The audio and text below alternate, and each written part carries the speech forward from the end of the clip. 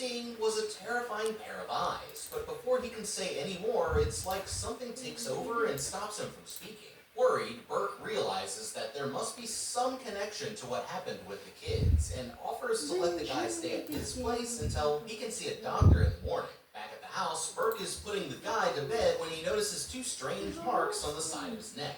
Mike can't remember how he got them either, and all of a sudden, the teacher starts to realize the truth about what is going on. Without saying a word, he nervously locks the window to the bedroom and goes downstairs to think things over. It isn't long before the teacher hears a crash on the roof and rushes outside to see what happened. Opening the door, he notices a screen lying on the ground and looks up just in time to see a pair of legs flying into the bedroom window. Without even going back inside, he immediately rushes straight into the town to get some help from Ben and his new girlfriend, Susan. They find him looking stressed down in the lobby, and he says that they need to grab a cross before following him back to the house, promising to explain more once they get there. Standing in the yard, he notices that there's no power and tells them about what he saw going in through the window. That's when he finally admits why he needed their help. As crazy as it sounds, he thinks that Mike is a vampire. Okay, I know he was just trying to help, but Burke here made a critical mistake by even letting Mark in his house. Even though he hadn't fully transformed yet, he was still susceptible to the vampire's influence, causing him to open the window and let the real vampire inside. Burke didn't realize what was actually happening until it was already too late, but the invitation rule can still help us in the future, because if things get too crazy, then all they have to do is get to private property, and the vampires can't get them as long as they aren't invited in. Now they have a big problem on their hands. They are 99% sure that there might be one or even two vampires upstairs, but there's no way to know what they're about to find inside. At least they brought a cross, but if they do come up against the vampire, then they're going to be outmatched in almost every way by its supernatural strength, speed, and mind control. Burke's wisest decision was calling in some backup first.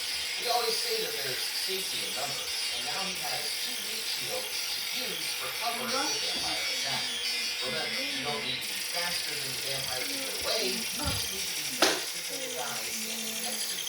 First, I'd stock up on some more gear and weapons. Once they're inside, they need to stick together and stay focused, watching each other for any signs of mind control and snapping them out of it if necessary. If Mike attacks, they can use the crosses to stun him, and then stake him through the heart and finish the job. As long as you can survive until sunrise, you can always just catch the next bus out of town. Heading inside, they go upstairs to find Mike lying on the bed with the window still wide open. His body is cold to the touch, but when the rider leans in for a closer look, the marks on his neck have already disappeared. Burke explains that this happens in stories, and when his friends notice that there's still blood on the pillow, they realize that what the man's saying must be true. Thinking it over, they decide that their only option is to call the police and let them handle it. But agrees that it's better not to bring up the whole vampire thing without proof. When help arrives, Burke suddenly gets that it could be connected to other deaths. But the doctor doesn't think so, saying how the disease that killed Danny is not contagious. Once again, she's completely stumped, but it won't be long before they get their answers. Later that same night, Mark here is lying in bed when he hears something tapping on his bedroom window.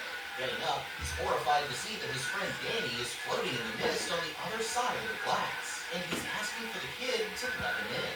Mark tries to resist him at first, but the vampire uses its powers to put him in a trance, and the boy opens the window, letting the monster fly inside.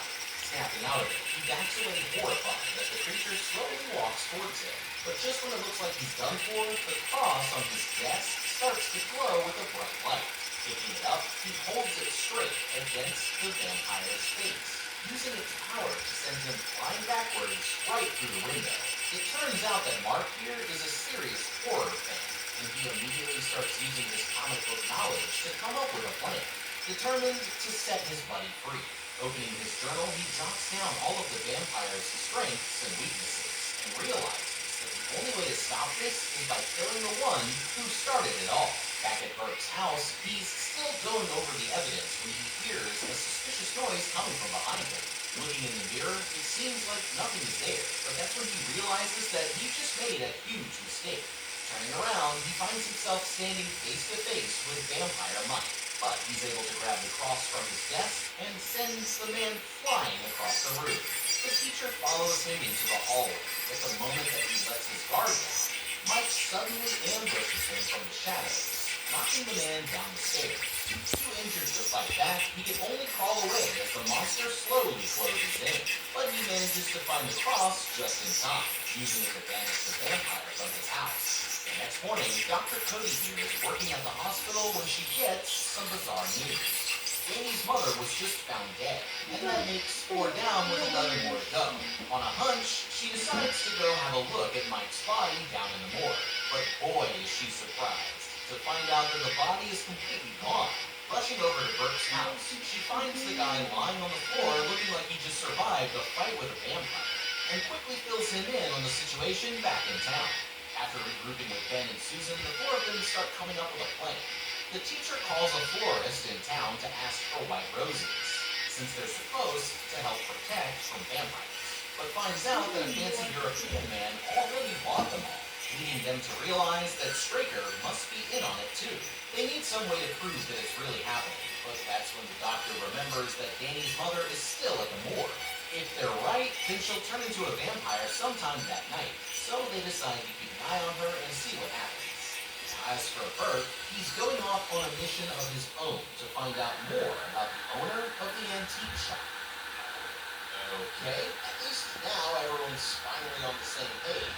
The situation is only going to get worse tonight, but they still have all day to get prepared, so it's time to start coming up with a better plan. Now, Mark mentioned something important before when he was coming up with a plan of his own. Instead of worrying about Danny, he's focused on going after Barlow himself. In the lore, it's the Master's vampire's power that brings the lesser vampires back from the dead, and they're cursed to remain this way for as long as the top banana still exists. Sometimes taking the Master out instantly frees all of the others from their curse, so it's always better to go straight for the source than to waste valuable time and energy fighting his minions. And that's why the adults are